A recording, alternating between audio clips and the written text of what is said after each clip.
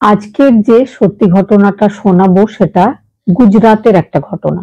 ঘটনাটা ঘটেছিল 24 জুন 2022-এ। আহমেদাবাদের একদম পাশে বলসার বলে একটা সুন্দর শহর। আর ওই শহরে রয়েছে একটা গ্যালাক্সি কোরাল নামের সোসাইটি। সেই সোসাইটিতে বিভিন্ন ভিআইপি, ভিভিআইপি নেতা, মন্ত্রী, বড় বড় বিজনেসম্যান, অফিসার ইত্যাদি হাই ক্লাস লোকেদের বসবাস ওই সোসাইটিতে। ওই সোসাইটিতে একজন কন্ট্রাক্টর থাকতেন যার নাম ছিল শৈলেশ প্রজাপতি।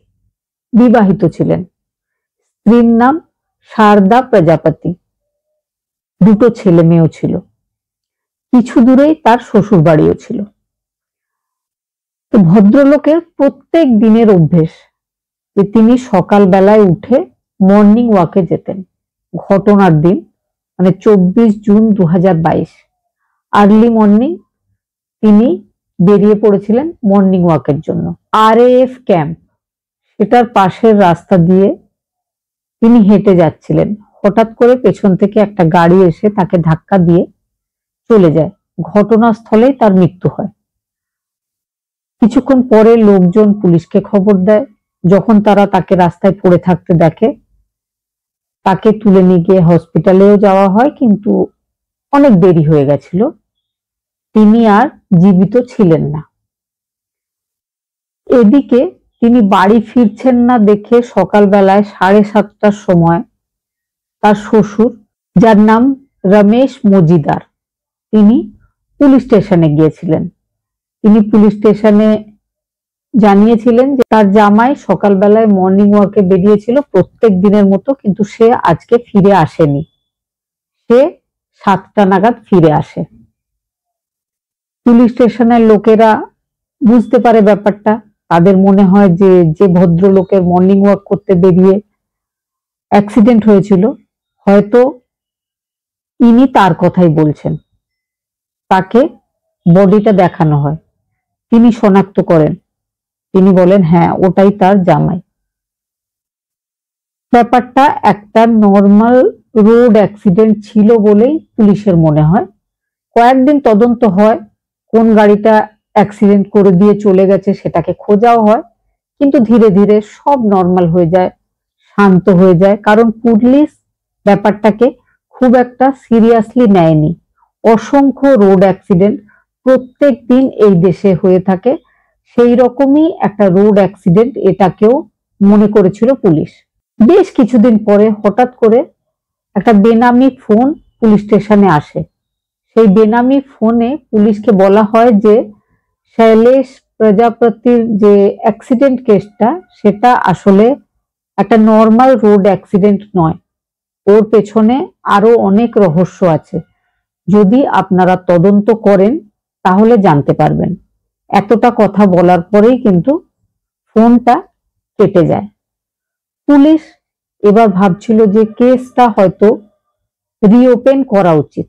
তার মধ্যে সোশ্যাল মিডিয়াতে একটা সিসিটিভি ফুটেজ ভাইরাল হয়ে যায়, যেটাতে দেখা যাচ্ছিল যে শৈলেশ প্রজাপতি রাস্তার এক ধার দিয়ে হেঁটে যাচ্ছিলেন। সব দোকান বাজার বন্ধ, যেহেতু ব্যাপারটা খুব আর্লি মর্নিং এ ঘটেছিল, রাস্তাতেও লোকজন ছিল না বললেই চলে। সেই মুহূর্তে তো আশেপাশে কেউ ছিল না।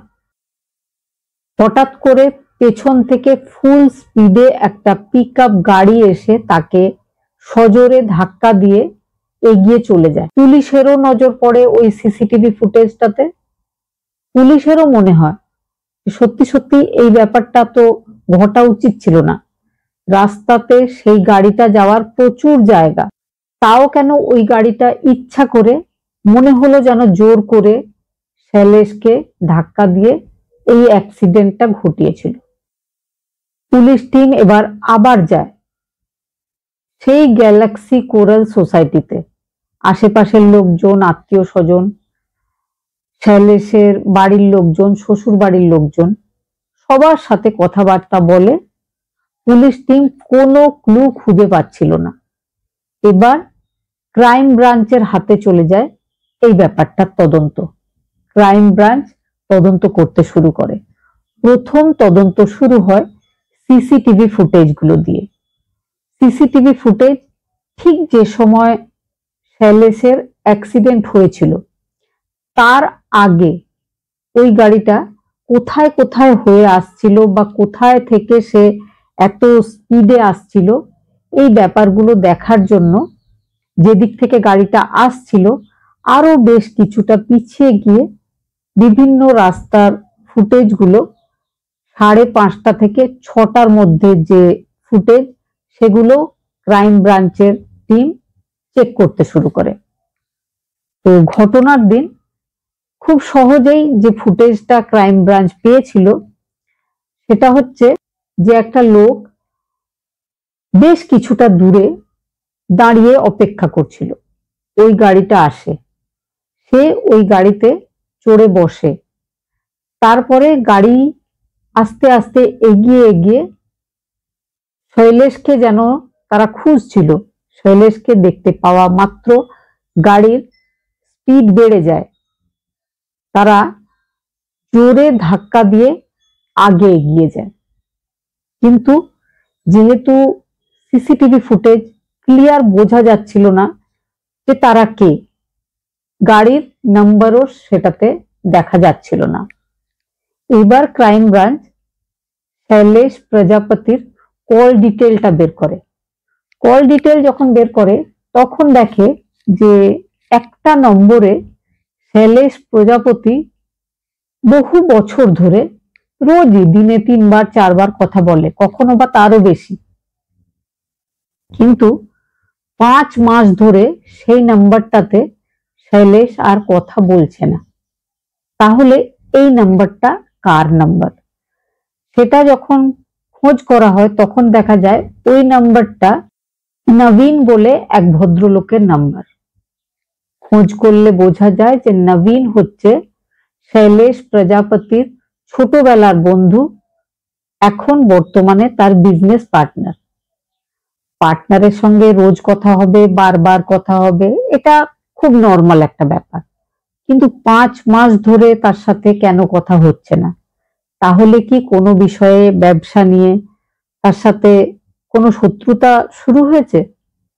এই ব্যাপারটা ক্রাইম ব্রাঞ্চ যখন বুঝতে পারে, নবীনের কল ডিটেল বের করা হয়, সেই সঙ্গে কল ডিটেল বের করা হয় শৈলেশ প্রজাপতির স্ত্রীর।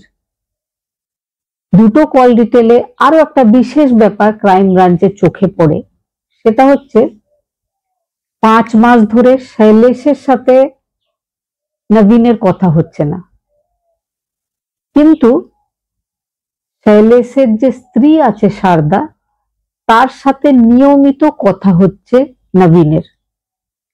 বিজনেস পার্টনার, দুজনের মধ্যে মনোমালিন্য, দুজনের মধ্যে কথা বন্ধ।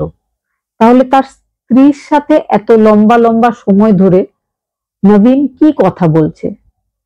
এই ব্যাপারটাতে ক্রাইম ব্রাঞ্চের মনে হয় যে নবীনের সাথে মৃতর স্ত্রী শারদার নিশ্চয় কোনো না কোনো সম্পর্ক রয়েছে। এবার কিছু আশেপাশের ফ্ল্যাটে যখন কথা বলা হয়, তারা সবাই জানায় যে যখন ওই বাড়ির ভদ্রলোক শৈলেশ বাড়িতে থাকে না, তখন তার পার্টনার নবীন নামের একজন লোক আসা যাওয়া করে। তবে কয়েক মাস ধরে তাকে আর আসা যাওয়া করতে দেখা যাচ্ছিল না, কিন্তু যখন থেকে শৈলেশ মারা গেছে সেই ভদ্রলোক বারবার ওই বাড়িতে আসে, দিনে বেশ কয়েকবার আসে। এবার কিন্তু পুলিশের সন্দেহটা পাকা হয়ে যায়। পুলিশ অ্যারেস্ট করে শৈলেশের যে বিজনেস পার্টনার নবীন, তাকে। নবীনের জিজ্ঞাসাবাদ শুরু হয়। যখন নবীনের জিজ্ঞাসাবাদ শুরু হয়, সঙ্গে জিজ্ঞাসাবাদ হয়েছিল শৈলেশের স্ত্রী শারদা। তখন যে ব্যাপারটা পুলিশের সামনে আসে সেটা হচ্ছে কিছু বছর আগে শৈলেশের স্ত্রী শারদার সাথে বিবাহিত নবীনের বিবাহ বহির্ভূত একটা সম্পর্ক তৈরি হয়। দুজন মাঝে মাঝেই দেখা করে। যখন শৈলেশ বাড়িতে থাকে না, নবীন আসে শৈলেশের স্ত্রীর সাথে দেখা করতে। ঘনিষ্ঠভাবে তারা সাক্ষাৎ করে। এই রকম বহুদিন ধরে চলছিল। শৈলেশ কিন্তু কিচ্ছু জানতো না। শৈলেশের ছোটবেলার বন্ধু নবীন, বিজনেস পার্টনার নবীন। কিছু মাস আগে শৈলেশের এই ব্যাপারটাতে সন্দেহ হয়। বেশ কিছু লোকজনের কাছে সে কথা বলে বুঝতে পারে যে নবীন বারবার তার বাড়িতে আসে তার অনুপস্থিতিতে। শৈলেশ জানতে চাইছিল যে ব্যাপারটা কতদূর গড়িয়েছে, সেটা জানার জন্য সে নিজের বেডরুমে প্রায় 6 মাস আগে একটা হিডেন ক্যামেরা লাগিয়ে রেখেছিল। হিডেন ক্যামেরা লাগানো ছিল, কিন্তু তার স্ত্রীও জানতো না, নবীন তো জানতোই না। তারা যেভাবে এই পর্যন্ত দেখা সাক্ষাৎ করে এসেছে, তারা ওই ক্যামেরা লাগানোর পরও দেখা সাক্ষাৎ করেছে। ব্যাপারটা শৈলেশ জানতে পেরেছে। সে মনে মনে খুব দুঃখ পেয়েছে, যার জন্য সে কিন্তু নিজের স্ত্রীর সাথে কথা বলেছে। স্ত্রী আর তার মধ্যে মনোমালিন্য হয়েছে, কথা বন্ধ হয়েছে। স্ত্রীকে সে শাসন করেছে, স্ত্রী বলেছে আর কখনো এমন হবে না।